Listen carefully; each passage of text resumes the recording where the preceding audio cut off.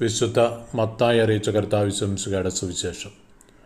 ജനക്കൂട്ടത്തെ കണ്ടപ്പോൾ യേശു മലയിലേക്ക് കയറി.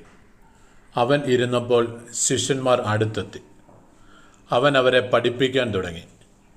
ആത്മാവിൽ ദരിദ്രരായവർ ഭാഗ്യവാന്മാർ, സ്വർഗരാജ്യം അവരുടേതാണ്.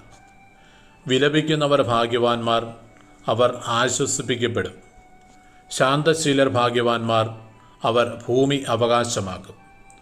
നീതിക്ക് വേണ്ടി വിശക്കുകയും ദാഹിക്കുകയും ചെയ്യുന്നവർ ഭാഗ്യവാന്മാർ, അവർക്ക് സംതൃപ്തി ലഭിക്കും. കരുണയുള്ളവർ ഭാഗ്യവാന്മാർ, അവർക്ക് കരുണ ലഭിക്കും.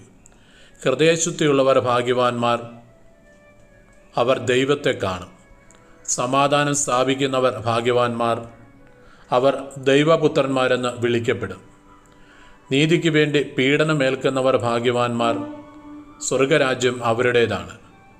എന്നെ പ്രതി മനുഷ്യർ നിങ്ങളെ അവഹേളിക്കുകയും പീഡിപ്പിക്കുകയും എല്ലാവിധ തിന്മകളും നിങ്ങൾക്കെതിരെ വ്യാജമായി പറയുകയും ചെയ്യുമ്പോൾ നിങ്ങൾ ഭാഗ്യവാന്മാർ.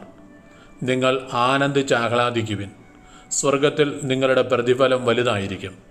നിങ്ങൾക്ക് മുമ്പുണ്ടായിരുന്ന പ്രവാചകന്മാരെയും അവർ ഇപ്രകാരം പീഡിപ്പിച്ചിട്ടുണ്ട്.